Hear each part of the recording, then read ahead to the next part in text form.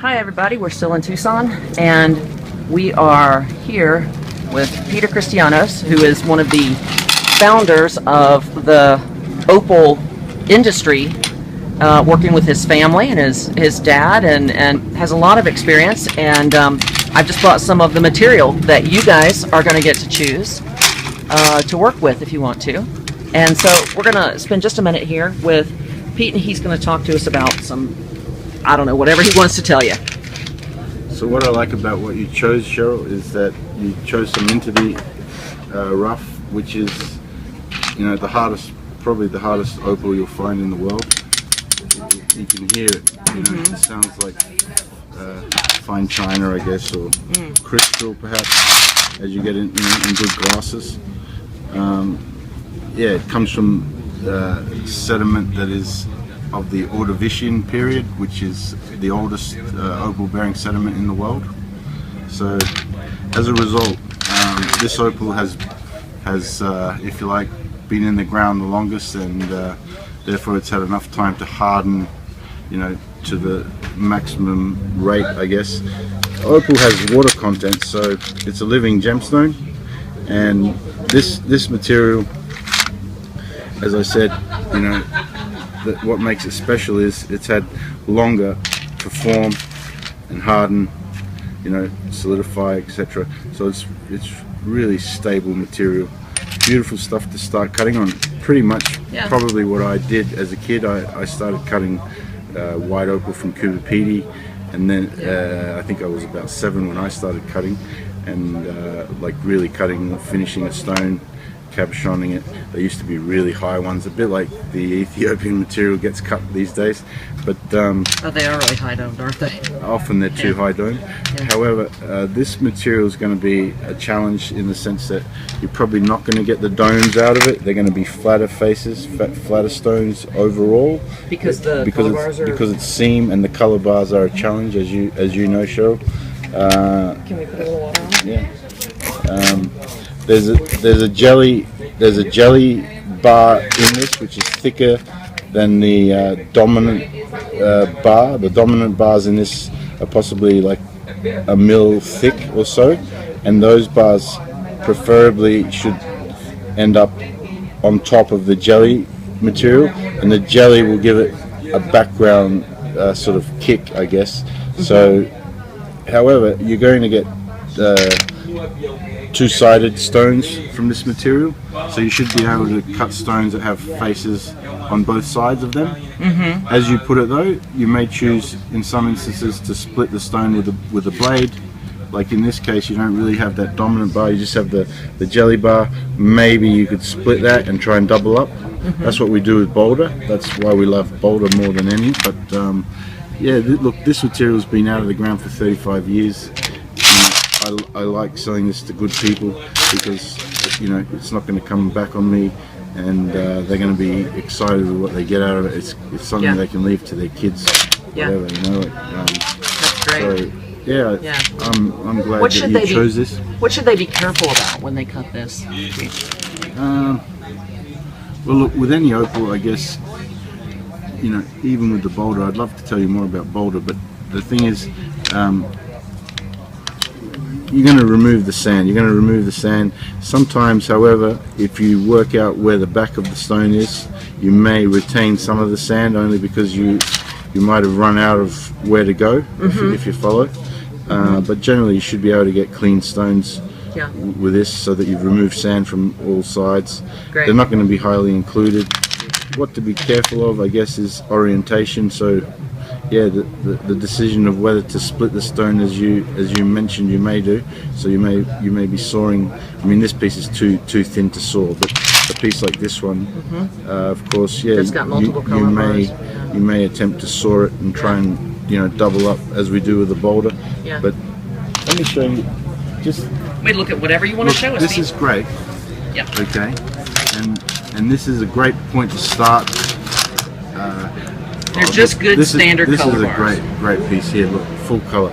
This is going to be a beautiful gem. Bit thin, you know. That would be the back of it. That would be the front of it. Yeah. I'm saying this is the back of it because it's got a little bit of most of this stuff. You're gonna you're going to try some smaller pieces, and they're going to tell you about the bigger pieces. In the opal game, the Chinese were, and still are, a dominant player, and the reason is that they've always bought the small stones in order to learn how to attack the big stones. So I guess as a novice or a person learning, you would attack smaller stones and then you would go on to the bigger stones. So that's pretty logical, I guess. That way not every stone is the same. Okay, this is a parcel, it's a grade, but each one really is sort of different, I guess. So you've got to look at similar pieces in the small to the large, and then transfer what you've seen happen here. Like, I mean, pretty much this would just face, and that would be the back of the stone. That's a bit weaker, that's a bit stronger. You can pretty well see it. Yeah.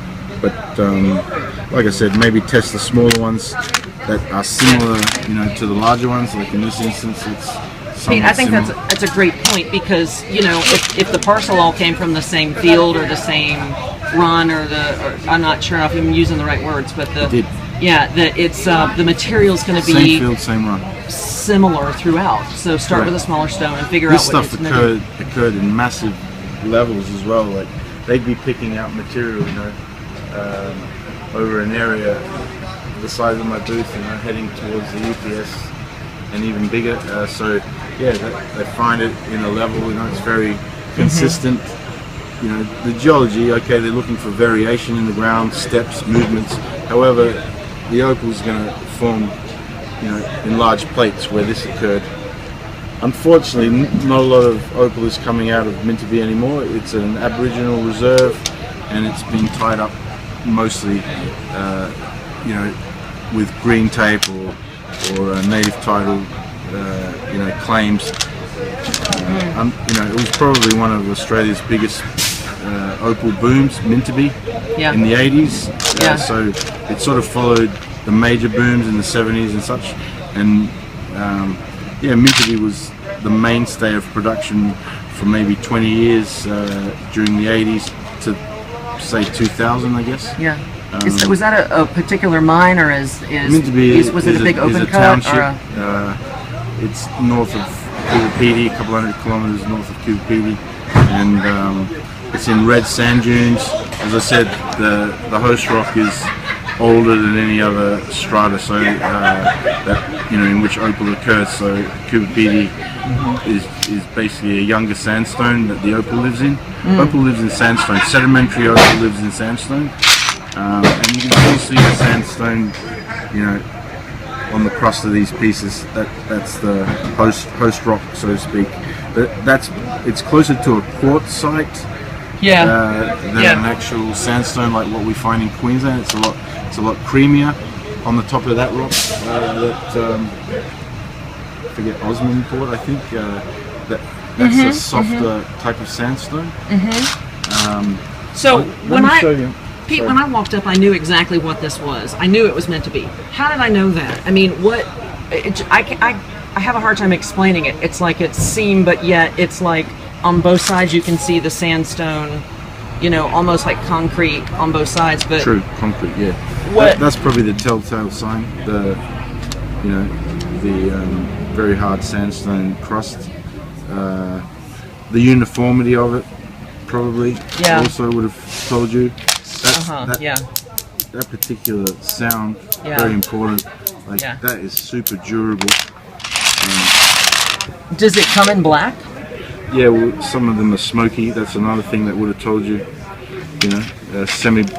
Semi-black into dark, and yes, there is black opal in Mintabe. However, the majority, of material there is probably better termed dark opal. Some jelly can be spectacular. Like this stone is going, heading towards a type of jelly look.